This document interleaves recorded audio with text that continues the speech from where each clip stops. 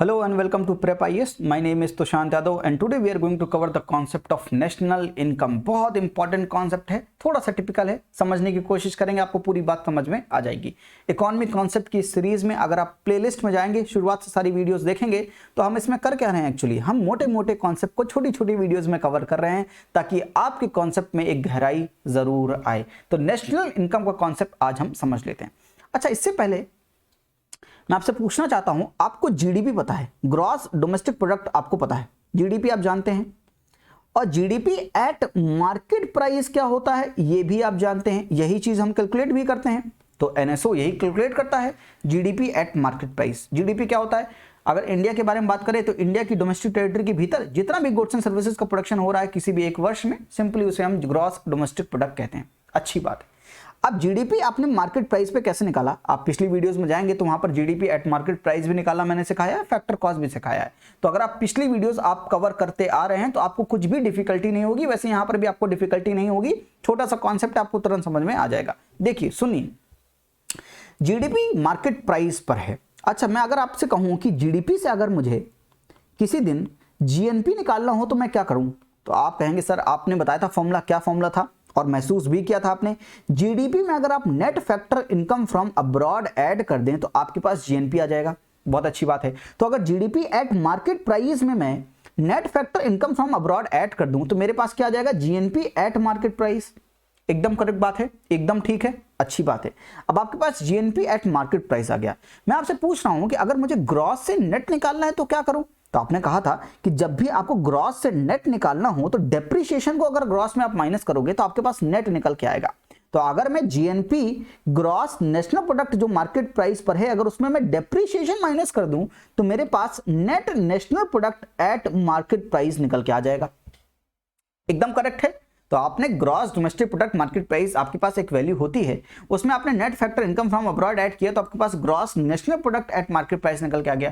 फिर आपने gross national product at market price में आपने डेप्रिसिएशन को माइनस कर दिया तो आपके पास net national product at market price आ गया। बहुत अच्छी बात है। अब देखो यहां पर, जब भी आपने देखा था कि जब भी आपके पास कोई चीज मार्केट प्राइस पर होगी और आपको उसको फैक्टर कॉस्ट में कन्वर्ट करना है तो आप कैसे करते थे, याद करो फॉर्मूला क्या था भाई, ये चीजें आप समझ चुके हो।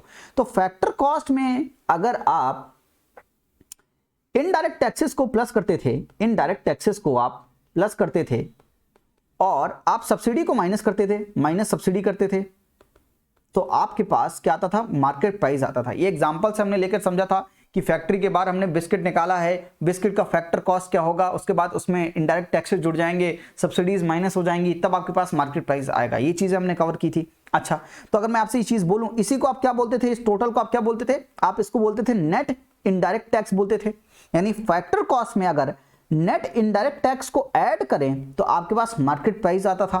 तो अगर मैं कहूं कि मुझे फैक्टर कॉस्ट निकालना है तो मार्केट प्राइस में मुझे नेट इनडायरेक्ट टैक्सेस को माइनस करना पड़ेगा। बहुत अच्छी बात है। तो अगर मैं इसी चीज को लिखूं कि आपके पास net national product at market price है, आपने ये निकाला, उसमें अगर मैं नेट इनडायरेक्ट टैक्सेस को माइनस कर दूं, नेट इनडायरेक्ट टैक्सेस को अगर माइनस कर दूं तो क्या आपके पास net national product at factor cost निकल के नहीं आ जाएगा, एट फैक्टर कॉस्ट निकल के नहीं आ जाएगा, आपके पास net national product at factor cost निकल के आ जाएगा।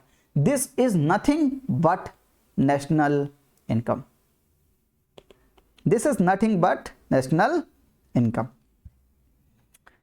फॉर्मूला पूरा समझ गए, कैसे मैंने जीडीपी मार्केट प्राइस से आपको net national product at factor cost निकाला है, ये बात आप समझ गए या नहीं समझ गए। इसी को हम नेशनल इनकम भी बोलते हैं। Net national product at factor cost is also known as national income. अब इसकी फीलिंग लेनी है आपको। अब देखो यहां से शुरुआत होती है आपकी एक्चुअल पढ़ाई। ग्रॉस नेशनल प्रोडक्ट क्या था, वर्ल्ड पर उस देश का नागरिक कहीं पर भी हो, नागरिक यहां बोल के हम उसको रेजिडेंस बोलते हैं, ज्यादा ठीक वर्ड है। तो अगर इंडिया की जीएनपी देखें तो इंडिया का रेजिडेंस पूरे वर्ल्ड पर कहीं पर भी हो, इंडिया पर हो या इंडिया के बाहर कहीं पर भी हो, उन सबके द्वारा जितना भी गुड्स एंड सर्विसेज का पूरा कंट्रीब्यूशन होता है उसको आप ग्रॉस नेशनल प्रोडक्ट बोलते हो। अच्छी बात है, अच्छी बात है।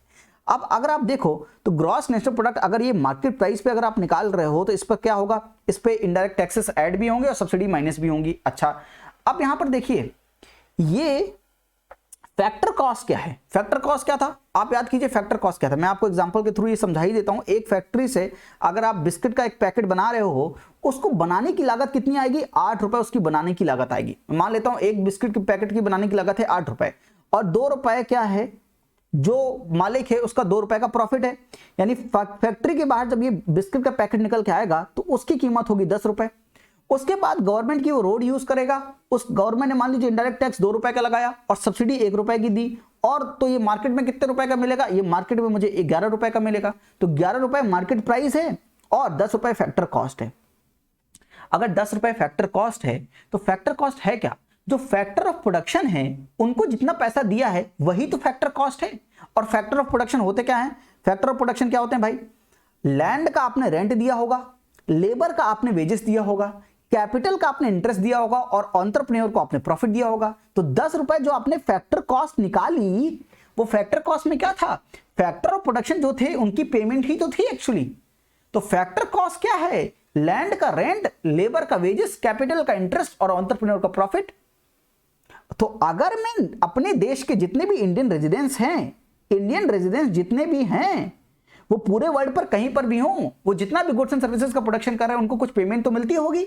अगर उन सब का हम क्या जोड़ लें, अगर उन सब का हम नेट नेशनल प्रोडक्ट निकाल लें, तो नेट नेशनल प्रोडक्ट क्या मतलब है कि ग्रॉस नेशनल प्रोडक्ट में आपने डेप्रिसिएशन माइनस कर दिया, तो नेट में जो उनके पास पैसा आया वही तो है ना नेट नेशनल प्रोडक्ट। तो जितना गुड्स एंड सर्विसेज का प्रोडक्शन करेंगे उतना ही तो पेमेंट मिलेगा। याद कीजिए जीडीपी का expenditure method is equal to GDP का income method is equal to GDP का प्रोडक्शन मेथड। तो जितना एक्सपेंडिचर होता है किसी और न किसी और की वो इनकम ही तो होती है। तो गुड्स एंड सर्विसेज का जितना भी प्रोडक्शन करेंगे उसके बदले में उनको पेमेंट तो मिलेगी ना, तो वो पेमेंट ही तो है। तो जब आपने नेट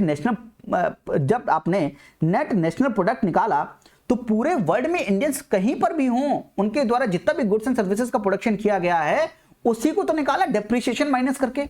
और आपने फैक्टर कॉस्ट पर क्यों निकाला? मार्केट प्राइस पर क्यों नहीं निकाला? मार्केट प्राइस पर निकालते तो इनडायरेक्ट टैक्सेस भी जोड़ते और सब्सिडी माइनस भी होंगी, लेकिन हमको फैक्टर कॉस्ट पे निकालना था क्योंकि हमको पूरी फैक्टर ऑफ पेमेंट ही निकालनी थी। इसलिए आपने जब net national product at factor cost आपने निकाला तो पूरे वर्ल्ड में इंडियंस कहीं पर भी हो, इंडियन रेजिडेंट्स कहीं पर भी हो, उनको कितनी पेमेंट मिल रही है आपने ये निकाला। दैट मींस आपने नेशनल इनकम निकाली। इसीलिए net national product at factor cost को हम नेशनल इनकम बोलते हैं। ये कॉन्सेप्ट है बेटा, ये कॉन्सेप्ट है। समझ जाए तो बहुत अच्छी बात है। आई होप कि आपको ये वीडियो समझ में आई होगी। नेट नेशनल प्रोडक्ट का एक कॉन्सेप्ट आपको समझ में आया होगा। नेशनल इनकम क्या है? Net national product at factor cost. आज के लिए इतना ही। थैंक यू, नमस्ते, जय हिंद।